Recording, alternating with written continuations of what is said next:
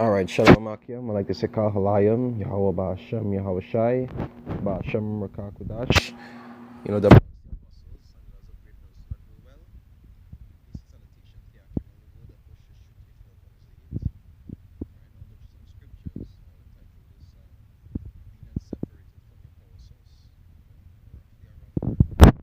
concept, right? I like to read this article first, about something with Greek mythology, right? Now, I'm not trying to mix Greek mythology with the scriptures, but is the concept of this story, is the point I'm trying to get at, right?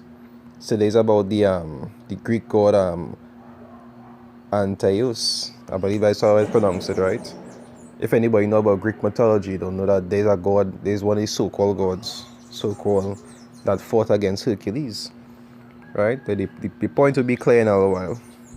They say Antaeus, right? I believe that's how it's pronounced his name. Forgive me if I'm wrong. Son of Gaia and Poseidon, right? Was a Libyan giant whose strength appeared invincible, right? So he appeared invincible. I didn't just close off this thing. So okay, I'm gonna close it off. But I keep auto starting. Yeah, so okay, these apps keep auto restarting. It's not your phone, it's my phone. Right, appeared invincible. They say he challenged all passers by to a wrestling match that he invariably won. Right, upon winning, he slaughtered his adversaries. That is until he met Hercules. Right. They say Hercules had gone to the garden of the Hesperides, right? The Hesperides, for an apple. They say the Hesperides, daughters of Night, or the Titan Atlas, took care of the garden. They say on Hercules' way back, the giant Antaeus challenged the hero to a wrestling match. They say no matter how many times Hercules threw Antaeus off and tossed him to the ground, it did no good. They say if anything, the giant appeared rejuvenated from the encounter, so like he wasn't doing no damage to him. No matter how much Hercules used to beat him up, like he wasn't doing no damage to him. You understand? And then the point I really want to get is say the strength of Antaeus from his mother Gaia. They say Hercules eventually realized that Gaia, the earth, Antaeus' mother, was the source of his strength. They say so Hercules held the giant aloft until all his power had drained away. After he killed Antaeus, Hercules proceeded safely back to his taskmaster. And that's really the point I wanted to get. Because in order for Hercules to defeat him, what he had to do? He had to separate him from his power source. You understand? And that's something the heathens used to do all through the time of Israel. Anytime they saw that Israel was actually on point and connected to the power source, what they would do, they would try to separate them from it. Right? And that's really the point I wanted to get from that story. I ain't trying to mix, Greek mythology with the scriptures, right? Because it's something completely different, but it's a concept I wanted to, make a point of. It's the first Maccabees 3, I think it's 348. First Maccabees 348, they say, and laid open the book of the law, wherein the heathen had sought to paint the likeness of their image. You understand? Because even back then, they used to try to get us to do what? They used to try to get us to go against the law. Because when you go against the law of the Lord, then you go against the Lord. And that's how we used to be separated from our power source. When we used to actually turn against the Lord and his ordinances to go and follow and practice the ways of the heathen. And they knew about this. That is why they always used to try cunning things like that. Try to separate us from doing the will of the Lord.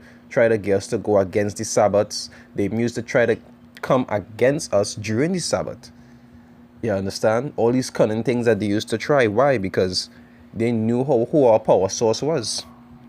And trying to separate us from that power source was how they had that control of us. You understand? I'll go to Judith 5. Right? I'll start from 1. It say, then was it declared to Holofernes,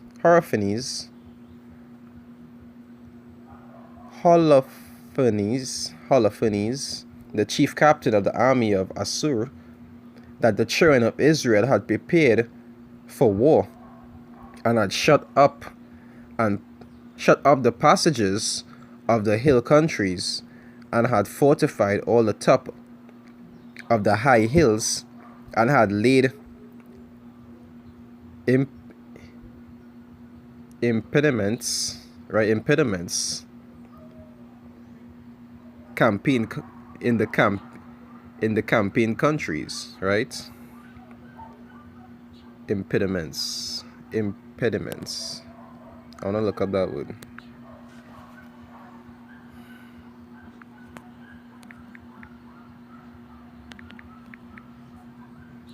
Impediment, right? The word impediment is just something that makes it difficult to do or complete something.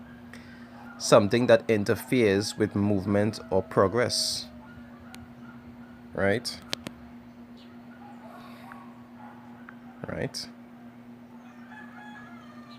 So to make difficulties, you understand, like they build up the structure and to make it difficult for anybody to come against them. It say, wherewith he was very angry, and called all the princes of Moab, and the captains of Ammon, and all the governors of the seacoast, right? And this is that example of the crafty counsel they used to take even back then against us, and they do so again even in this time, right? Let's talk about that in Psalms 83. Psalms 83. It said, and he said unto them, tell me now, ye sons of Canaan, who this people is that dwelleth in the hill country, and what are the cities that they inhabit, and what is the multitude of their army, and wherein is their power and strength, right? Say, wherein is their power and strength, and what king is set over them, or captain of their armies, right? And one of the men come to break it down for them. You see, one of the things he asks is, say, what is their power and what is their strength? They say, and why had they determined not to come and meet me more than all the inhabitants of the west? They say, then said Achior, I believe Achior is pronounced, the captain of all the sons of Ammon, let my lord now hear a word from the mouth of thy servants, and I will declare unto thee the truth concerning this people, which dwelleth near thee, and inhabiteth the hill countries, and there shall no lie come out of the mouth of thy servant. This people is descended of the Chaldeans, and they sojourn heretofore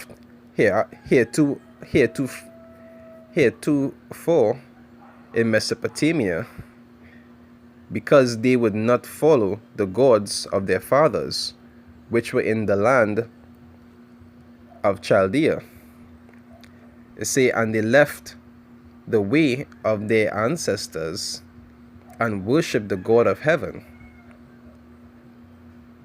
and power who they knew, so that they cast them out from the face of their gods, and they fled to Mesopotamia, and sojourned there many days. And this going back, like the origination, going back to like the promise come down to Isaac, then Jacob. Abraham left his people. You understand? When the Messiah came to him, he left his people and he went to other places and so forth. And then it went down to Isaac, and then it went down to Jacob. We'll see it here. You see, for they left the way of their ancestors and worship the power of heaven and power whom they knew. So they cast them out from the face of their gods, and they fled into Mesopotamia and sojourned there many days. It said, then their God commanded them to depart from the place where they sojourned and to go into the land of Canaan. It said, where they dwelt and were increased with gold and silver and with very much cattle. It said, but when a famine covered all the land of Canaan, they went down into Egypt and sojourned there, while they were nourished and became a very great multitude, so that one could not number their nation. And imagine there is something that the other nations knew even back then. And even up to now, our rulers over us, they know these same things. You understand? They actually have that record of what has happened. You understand? Our strengths, our weaknesses, and all these different things. Even back then, they used to study Israel. Israel were like celebrities. All the other nations used to try to study Israel to learn what used to get them to go off. You know, how to control them and all these different things. It was no different even back then. Because they knew all of these things, all the journeys that they take, coming all the way down until they reach Egypt. You understand? It say, but when a famine covered all the land of Canaan, they went down into Egypt and sojourned there, while they were nourished and became there a great multitude, so that one could not number their nation. After the king of Egypt rose up against them and dwelt subtly with them, and brought them low with labor and brick, and made them slaves. It say, then they cried unto their God, and he smote all the Egyptians with incurable plagues. So the Egyptians cast them out of their sight, and power dried the Red Sea before them, and brought them to the Mount Sinai. Right? Sinai. I believe it's pronounced Sinai in the Exodus. It's Mount Sinai. And Kadesh-ban, and cast forth all that dwell in the wilderness. So they knew all these things. So they dwelt in the land of the Amorites, and they destroyed by their strength all them of Esbon, and passed over Jordan. They possessed all the hill countries, and they cast forth before them the Canaanites, the Perizzites, the Jebusites, and the Sichemites, and all the Girgasites, and they dwelt in that country many days. And that is when they get the promised land. You understand? When they take over the land of Canaan and the cities round about. And whilst they sinned not before their power, they prospered, because their power that hated iniquity was with them. You understand? That was their power source. And once their power source was with them, and they was actually doing what they was supposed to do according to what the Lord say, you understand? The Lord would be, as he say in Hosea, he would be to them a power, and they would be to him, a people. It say, but when they departed from the way which he appointed them, they were destroyed in many battles, very sore, and were led captives into a land that was not theirs. And the temple of their power was cast to the ground, and their cities were taken by the enemies. It say, but now are they returned to their power, and are come up from the place where they were scattered, and had possessed Jerusalem, where their sanctuary is, and are seated in the hill countries, for it was desolate. You understand? Because now they're joined unto the power, so everything good with them. You understand? Because once they were connected to the Most High and doing what they're supposed to do, they were touchless. Nobody can do them nothing. Anybody that come against them would eventually be destroyed. You understand? Because they had that power source with them. You understand? They probably where they get the idea for the Green Lantern Corps from. You understand? That power source, that unlimited power source. It say verse 19, it say, but now are they turned to their power, and are come up from the place where they were scattered, and have possessed Jerusalem, it say, where the sanctuary is, and are seated in the hill countries, for it was desolate. Now therefore, my Lord and Governor, and this man was giving him some very good advice. It say, if there be any error against this people, and they sin against their power, you understand, which of course was separation. Because the word holy means to be separate, but it means separate from wickedness unto the Lord. But when you sin, it make you separate from the Lord unto destruction. Right? It say, and they sin against their power, let us consider that this shall be their ruin, and let us go up, and we shall overcome them.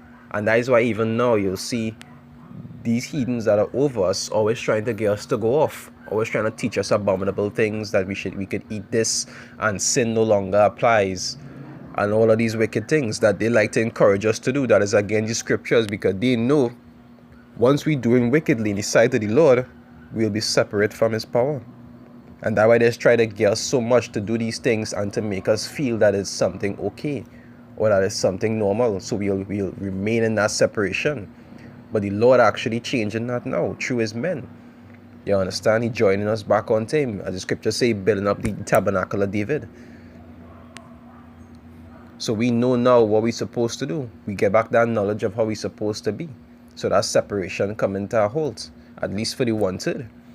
But the 2/3 will remain separate on the side, because it's just not ordained to them. Right? They say, and we shall overcome them, which is what they did to us. And that is what it will continue to do to the 2/3, because they will continue to be separate. They say, but if there be no iniquity in their nation, let my Lord now pass by, lest their Lord defend them, and their power be for them, and we become a reproach before all the world. You understand? And that goes back to showing like the point of the topic. Say a power source. Because when we actually connected to that power source, that is when we have our power. You understand? That is when we were considered touchless. Nobody couldn't do us anything. Once we was on point and connected to the Lord. You understand? And the scriptures show you who the power source of Israel is. The power source of Israel is who? Yahweh Ba'Hashem Yahushai, which is the Most High Son's name in Hebrew.